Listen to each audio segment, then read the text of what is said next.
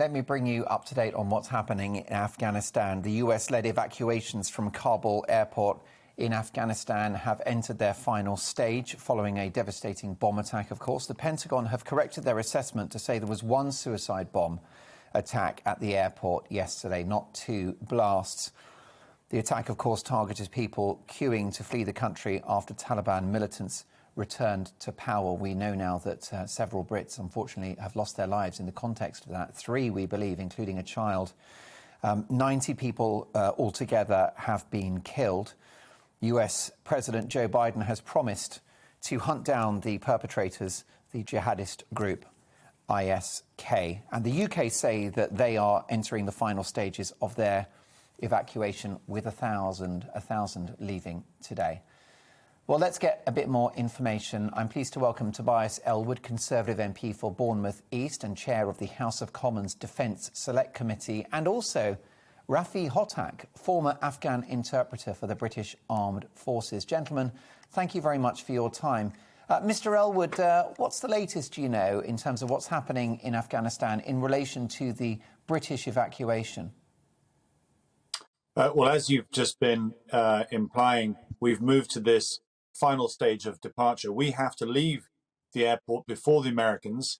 They will depart on the 31st of August. That's a very complex and dangerous part of the mission itself, when they draw down the perimeter and depart entirely. So we've closed off the gates today, as has been announced by the Defense Secretary, to any further at-risk Afghans. And our armed forces, who have just done an incredible effort, will now return home. Big questions then as to how we can continue to help those Afghans that feel they no longer want to be part or live in a country run by the Taliban. Many of them are already being pursued. And I hope that we can now turn our attention to the refugee situation that's now going to unfold. This will be huge. Tobias Ellwood, what is your overview about the nature of this withdrawal, the execution of it, the planning? What's your verdict? I mean, we raised this at the recall of Parliament last week. I was critical of this decision. It was the original decision was made as got caught up in the American elections to bring troops home. Was this somehow an indication of success?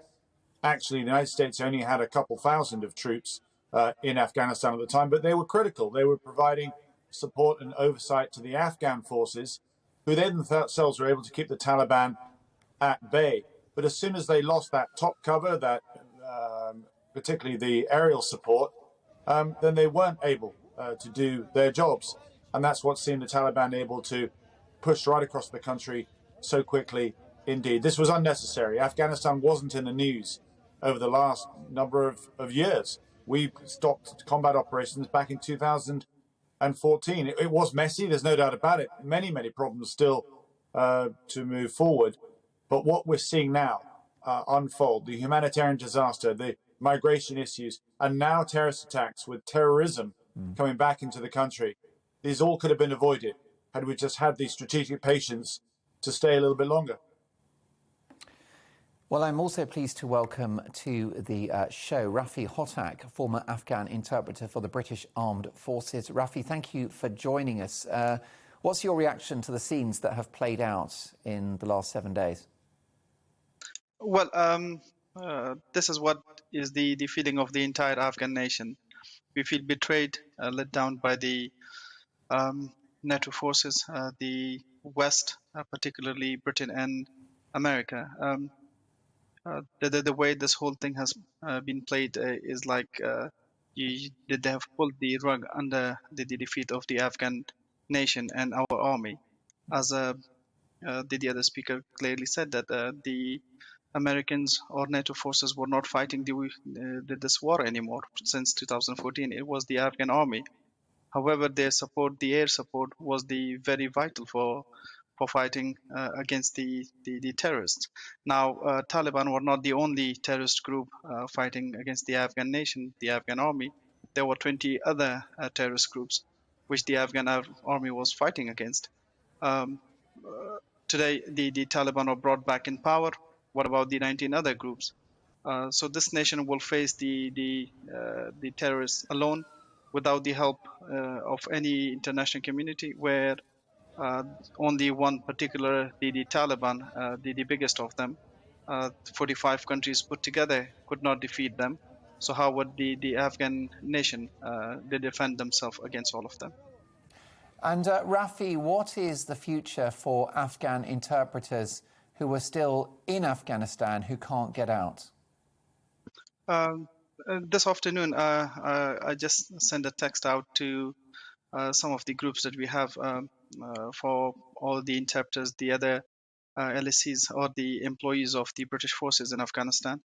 I've received more than 600 different or individual texts from these interpreters, employees, and some of the Afghan partners of the British forces. That they're left behind, that they feel scared, and their life is at risk. They don't have any other option at the moment. How long can they hide in Afghanistan?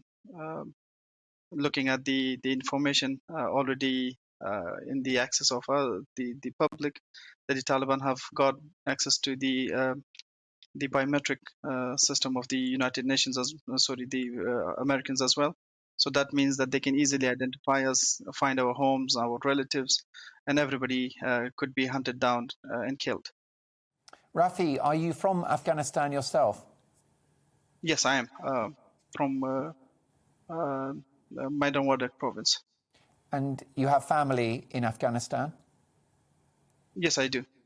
And have you connected with them in the last few days, and how do they feel about the situation at the moment? Well, everybody's scared and everybody wants me to save their life. I'm trying my best, not only for my own family, but all those interpreters, workers, and partners who stood shoulder to shoulder with the British forces in the past 20 years in the war against terror to evacuate them. However, hearing the news this morning that the British forces have stopped evacuating, and today is the last day, and the last flight has already flown out. So that makes me feel very worried about all those who are left behind. And as soon as the Americans leave, the 31st August, I think will be the start of the blackout for all the Afghans who are left behind.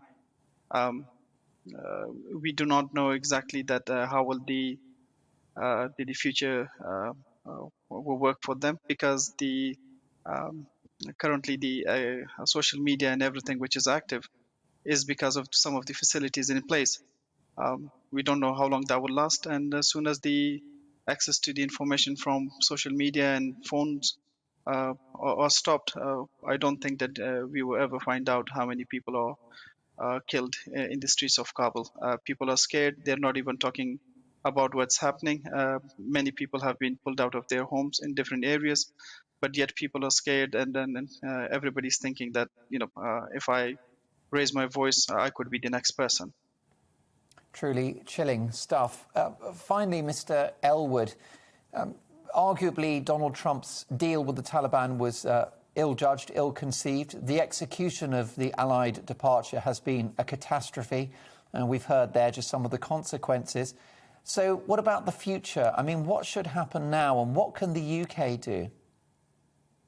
Yeah, I'm glad you placed that in perspective, because it was Donald Trump's agreement with the Taliban in Doha, which essentially was unconditional, that saw American troops depart without a necessary ceasefire in place or any agreement as to how the country might move forward, simply so he could claim in the presidential elections that he was bringing the troops home.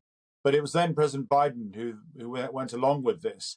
And I think they were, the Americans are realizing what a fundamental error this has been. So you asked exactly the right question. What can we now do? We have this refugee crisis. Now that the airport closes, people will be looking to go to the borders to try and get out there. The Taliban realize that they're not a government in waiting by any sense of the word. They need the skilled people who are trying to get out to run the country. You just heard that the internet itself may go down. The majority of people today have mobile phones. They didn't have those the last time the Taliban were here. So Afghanistan is now going through a very, very dark chapter indeed, and not least because, of course, you have the regrouping of those of the Northern Alliance who will choose to tackle and fight the Taliban as well. So there's a lot of soul searching for the West to do right now. My thanks to the chair of the Defence Select Committee in the House of Commons, Conservative MP Tobias Ellwood, and former Afghan interpreter for the British Armed Forces, Rafi Hottak. Rafi, thank you so much, and Tobias as well.